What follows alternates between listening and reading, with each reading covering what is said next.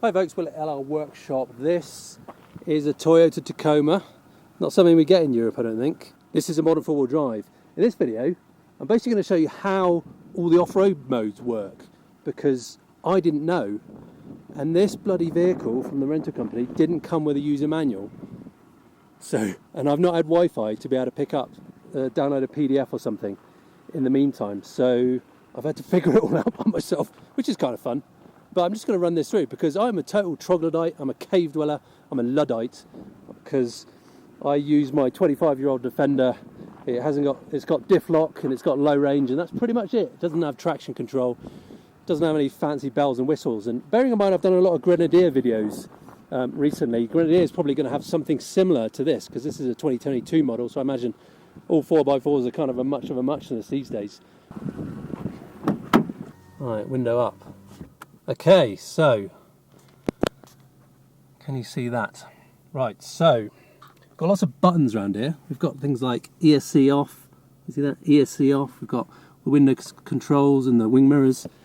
Got a light in the rear tub. We've got some auto headlights, which basically dip automatically when headlights come towards them. But I find it really annoying because they'll dip when your headlights reflect back off a screen or a sign or something like that.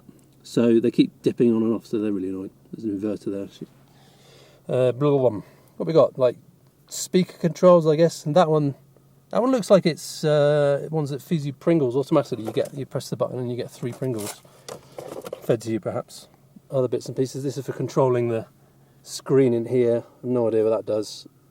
I think that's like radar to make sure you don't bump into people or keep the good distance on the highway, and that's for like a lane departure. And there's cruise control. I didn't play with any of this because I didn't want to play with that at speed for the first time.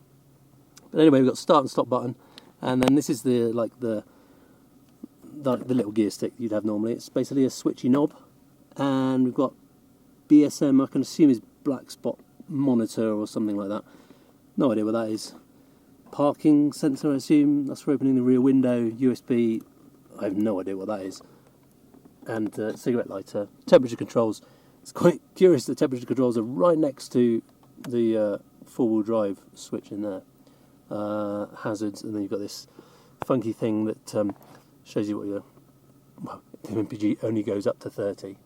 You can get up to 30 MPG. I've been averaging about 22 MPG in this one, which is US gallons. Anyway, right, how does this work?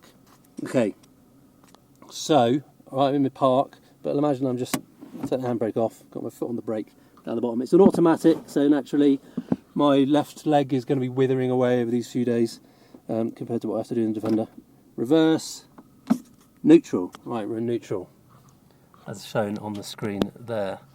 So I'm going to put it now into 4 high, twist that.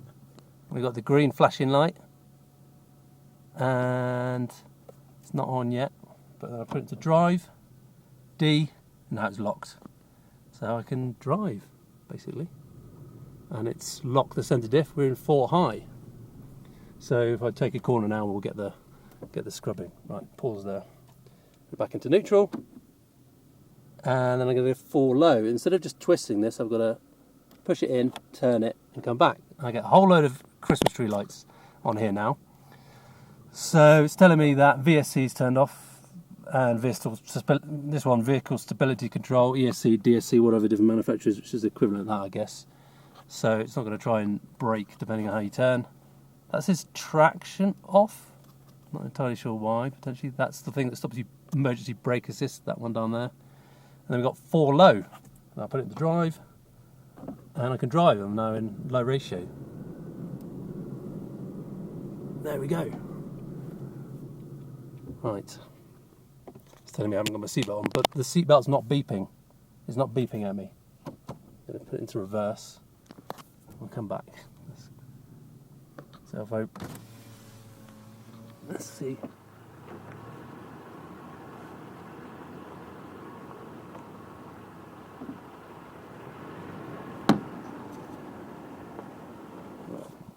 Imagine it's on the other side that the wheels are scrubbing a bit.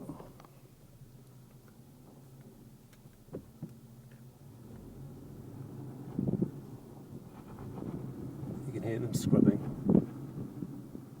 down the other side. Right. So brake. Maybe you can see a bit better. I'm not in the sun now. Let's move this on. There we go. Right, so up here we've got rear diff lock. So I'm going to push this button. Push. And we've got the red to come on. So if I move forward a bit, let's put it to neutral. Drive. Hasn't locked in yet. It did when I did it before. I think maybe go back and forwards a bit. When I did it before, I heard it click in. But anyway, that's the rear thing. Let's turn that off. So that didn't engage then, but I think you've got to wiggle it back and forwards, as you might do in when you do it like in a mechanical sense. Right, what else have we got? So we've got our terrain controls. So this is, well, let's see what it says when I press it.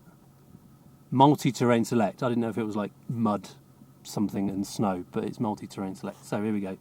So I turn this dial up here, and so what have I got on the far left? Mud and sand, loose rock, moguls. I used that once. Rock and dirt, which is what I was mostly on, and then rock.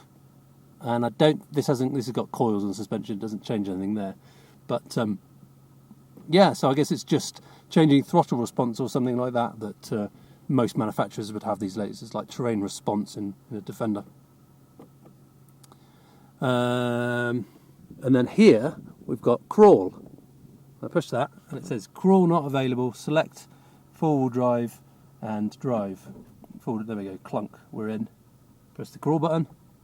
Crawl mode, and now I can change the crawl mode. And what this was like hill descent control. So if I put it down low,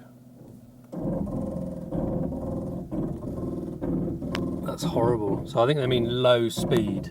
So if I put it up high, it's a lot more gradual. You know, lets you go a bit further. Lets you go a bit slower.